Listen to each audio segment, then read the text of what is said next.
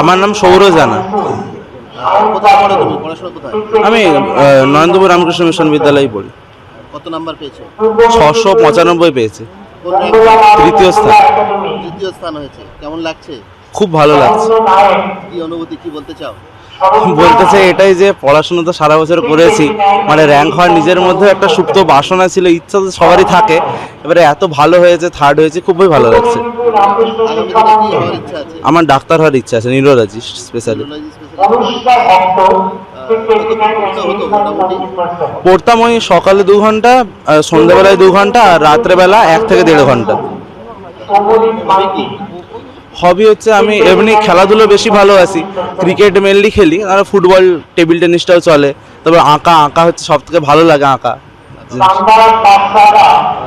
তোমার খেতে কি ভালো লাগে? হ্যাঁ? পছন্দের খাবার? খেতে অবশ্যই বিরিয়ানি ভালো লাগে, লুচি তরকারি ভালো লাগে। বাড়ি কোথায়? বাড়ি পশ্চিম মেদিনীপুর টাউন।